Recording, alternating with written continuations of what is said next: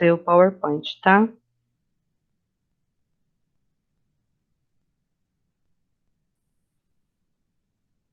Você consegue ver direitinho, Nicolas? Consigo. Então, vamos fechar esse assunto.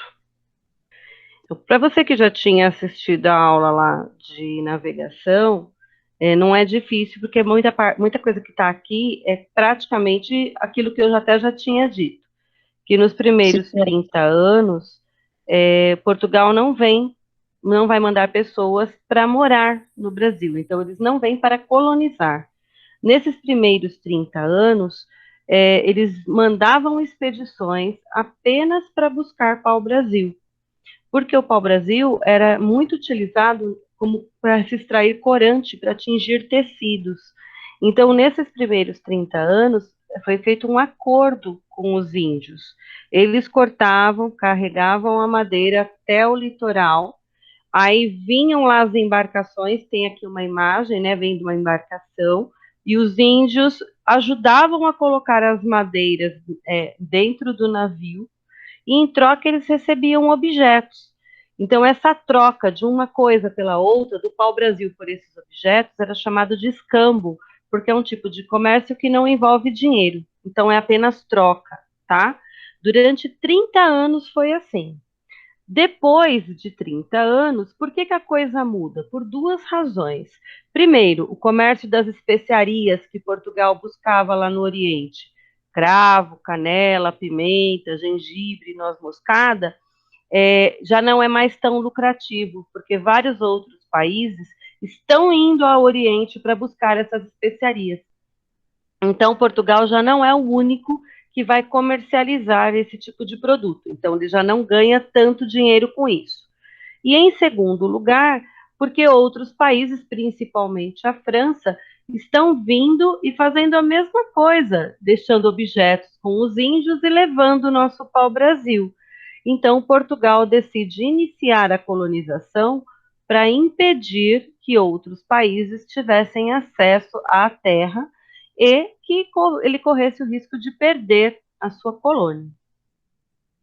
Então, a partir de 1530, vem as expedições colonizadoras. Então, essa primeira expedição foi chefiada por um homem chamado Martim Afonso de Souza, que vai, inclusive, ser o fundador da nossa primeira vila. Em 1532, é fundada a Vila de São Vicente, no litoral do estado de São Paulo. Inclusive, até hoje, a cidade de São Vicente essa primeira que foi fundada como vila em 1532. E aí eu coloco para vocês aí ainda o conceito. O que é colonizar? Colonizar é trazer pessoas para ocupar essa terra e fazer com que ela produza alguma coisa que gere lucro para a metrópole. Uma coisa que tem que ficar clara é o que é colônia, o que é metrópole. Então, no nosso caso, a metrópole é Portugal.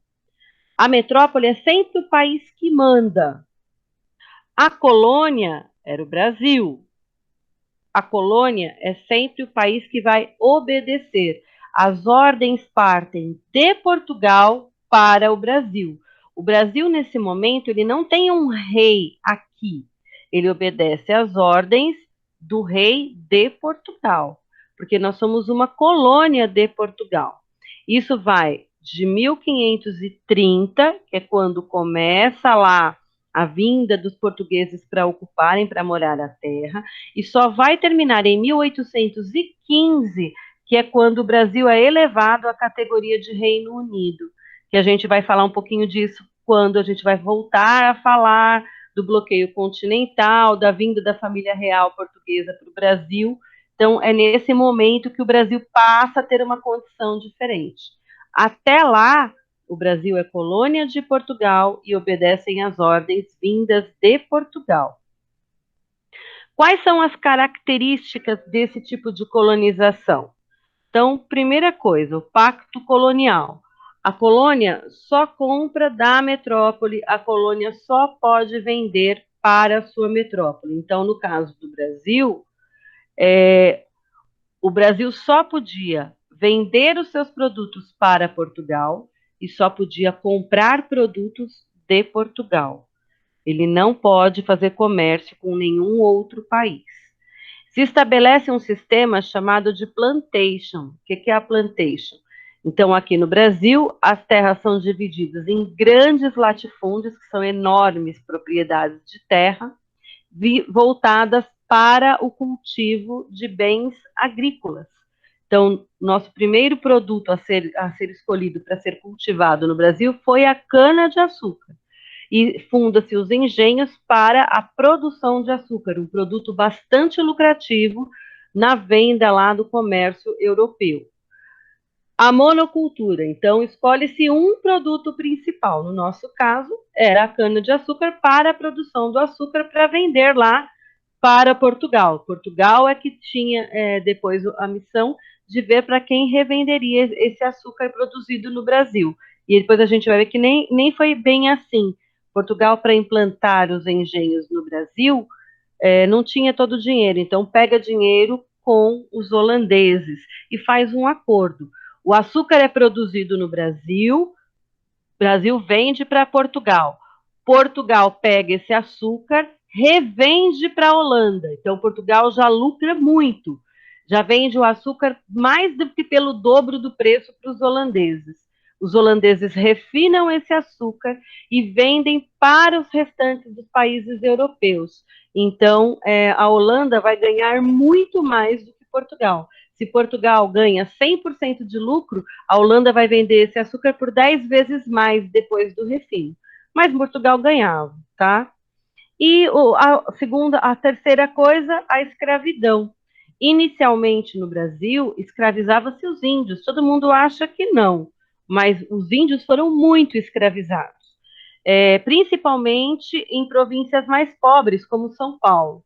Agora, no Nordeste, onde se implantam os grandes engenhos, né, produtores de açúcar, optou-se pela escravidão negra africana. Não porque o negro fosse melhor para ser escravo ou mais forte, nada disso. Acontece que o rei de Portugal, ele lucrava também com a venda de escravos africanos. Então, se escraviza-se o índio já estava aqui. O rei não ia ganhar nada com isso. Então, o rei começa a fazer, junto com a igreja, uma campanha dizendo que era pecado escravizar o indígena, porque ele era um coitado, ele precisava ser catequizado para que a sua alma fosse salva. E, por outro lado, incentivava-se a escravidão negra africana, porque diziam que eles eram negros porque eles nem tinham alma para serem salvos. E aí, esse africano que vinha lá do continente africano, que era capturado lá e era trazido para cá, aqui ele não era doado, ele era vendido por um preço alto. E sobre a venda de qualquer escravo no Brasil, uma parte do lucro ia para o rei de Portugal. Então, o rei lucrava também com a escravidão aqui no Brasil. Era uma sociedade patriarcal, onde o poder básico estava na mão do homem, tá? A mulher era vista como inferior, mesmo que ela fosse branca, mesmo que ela fosse europeia. As mestiças, então, nem se falam. Eu coloquei para você aí uma imagem que mostra aqui um senhor de engenho e sua família. Então tá aqui o senhor, ele saía às ruas, então ia ele na frente, o homem, os filhos, a esposa ia aqui no final da fila e atrás dela a criada de quarto e os demais escravos. Então a mulher ficava aqui, ó, sempre após os filhos, era a posição dela nessa sociedade. Mas isso era a regra, não significa que não existiam exceções.